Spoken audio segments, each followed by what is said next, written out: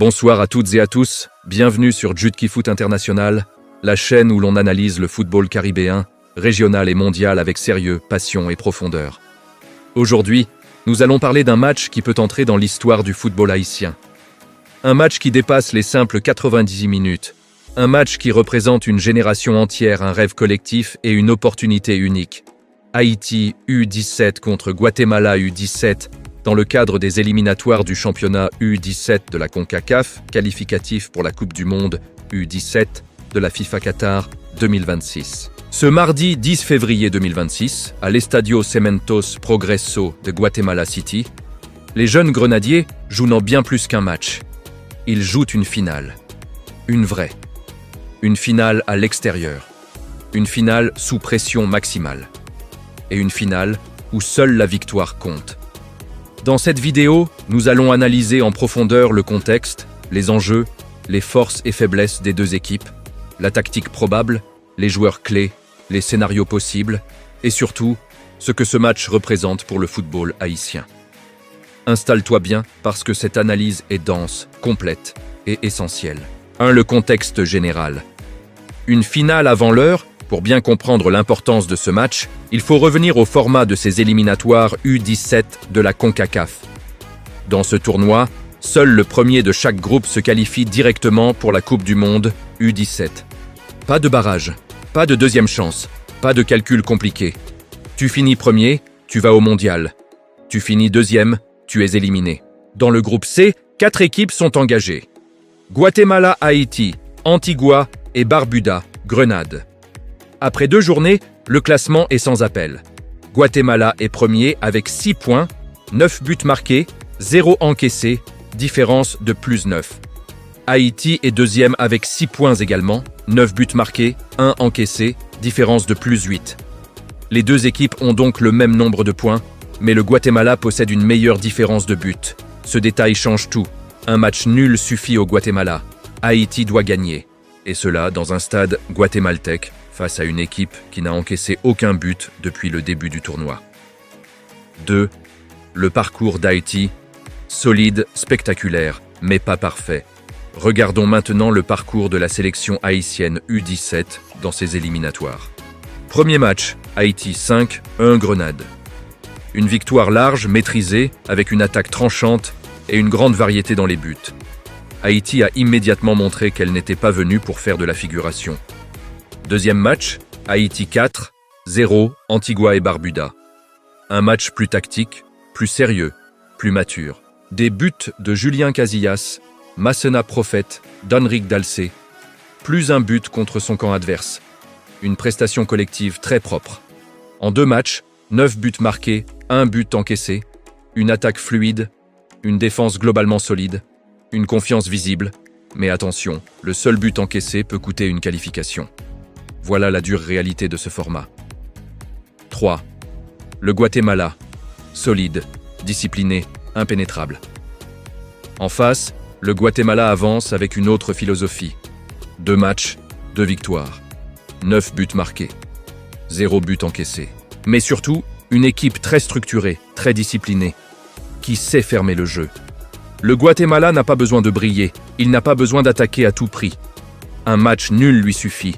Et cela change totalement son approche tactique. À domicile, avec le soutien du public, le Guatemala peut bloquer les couloirs, défendre bas, casser le rythme, jouer sur les transitions, gérer le temps. C'est une équipe dangereuse, même sans dominer. 4. Haïti. Une génération qui peut marquer l'histoire. Ce qui rend ce match encore plus spécial, c'est le potentiel de cette génération haïtienne, U17. Des joueurs comme Emerson Lessé, Marvin Lee Exilas, Massenat Kensley, Prophète d'Henrique Junior, Dalcé, Théo, Benjamin Lacombe. Ce sont des profils modernes, techniques, intelligents, capables de jouer sous pression. L'attaque haïtienne est l'une des plus efficaces du tournoi. Haïti marque, en jeu placé, en transition rapide, sur coup de pied arrêté, par percussion individuelle. Mais le défi sera différent contre le Guatemala. Ici, l'espace sera réduit, le rythme sera haché et chaque erreur peut être fatale. 5 compositions probables de Haïti. Stabilité et continuité. Le staff technique haïtien devrait logiquement reconduire l'ossature qui a dominé Antigua et Barbuda et la Grenade. Système probable, 4-3-3, gardien. Clifford Jean, rassurant, bon sur sa ligne, propre dans les relances. Défense, Arthur Alcim, Dave Bernard, Diovens Kenson, Résil Wasson, Termonsi. Une ligne défensive qui devra être parfaite, notamment dans le dos des latéraux. Milieu de terrain, Miguel Joseph Donric Jr., Dalcé, Théo Benjamin Lacombe. Un milieu équilibré, capable de presser, de conserver le ballon et de se projeter. Attaque, Emerson Lessé, Massena Prophète, Marvin Lee, Exilas ou Nicolas Oliver-Pierre. Une ligne offensive mobile, rapide, imprévisible. 6. Analyse tactique. Le match se jouera dans les détails. Tactiquement, ce match est fascinant. Haïti devra attaquer sans se découvrir, être patiente. Ne pas se précipiter, exploiter les demi-espaces. Forcer le Guatemala à sortir. Le plus grand danger pour Haïti serait de se livrer trop tôt. Un but encaissé obligerait les Grenadiers à marquer 2 fois. Le Guatemala, lui, défendra en bloc médian ou bas. Jouera les contres, cassera le rythme, utilisera le public, gérera le temps.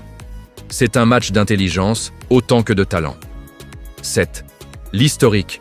Un avantage psychologique pour Haïti. Un détail important. Lors de leur dernière confrontation en février 2025, Haïti s'était imposé 2-0 face au Guatemala. Ce résultat donne un avantage psychologique aux Grenadiers. Ils savent qu'ils peuvent battre cette équipe. Ils l'ont déjà fait. Mais attention, le contexte est totalement différent. Cette fois, le match est décisif. Il se joue au Guatemala, la pression est maximale. 8. Les scénarios possibles. 3 scénarios principaux. 1. Victoire d'Haïti, 1-0 ou 2-1. Haïti termine première du groupe. Qualification directe pour la Coupe du Monde. U17 Qatar 2026. Un exploit historique. 2. Match nul, 0-0 ou 1-1. Guatemala qualifié. Haïti éliminé, immense frustration malgré un bon tournoi. 3.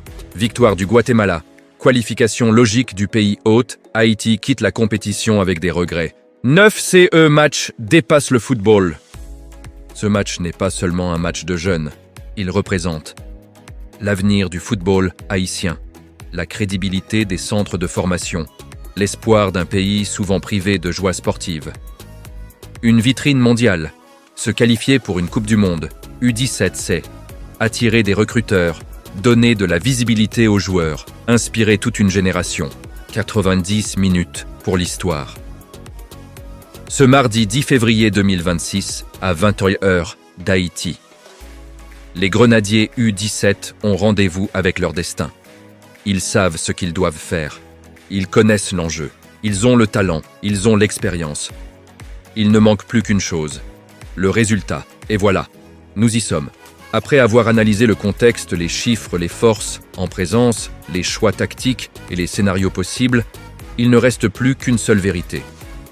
Ce match entre Haïti et le Guatemala n'est plus une question de statistiques, mais une question de caractère, de mental et de destin. Car dans ce genre de rencontre, ce sont rarement les chiffres qui décident, ce sont les hommes. Les décisions prises sous pression, les gestes réalisés quand les jambes tremblent et que le cœur bat plus fort que d'habitude. Ce mardi 10 février 2026, les jeunes Grenadiers U17 ne jouent pas seulement pour une place dans un classement. Ils jouent pour inscrire leur nom dans l'histoire du football haïtien. Ils jouent pour toutes les générations qui ont rêvé sans toujours avoir l'occasion d'aller au bout. Ils jouent pour prouver que le talent haïtien ne se limite pas à des éclairs isolés, mais qu'il peut s'inscrire dans la durée, dans la continuité, dans la structure. Car se qualifier pour une Coupe du Monde U17, ce n'est pas anodin. Ce n'est pas un simple trophée symbolique, c'est une porte qui s'ouvre, une vitrine mondiale. Une reconnaissance officielle du travail accompli à la base.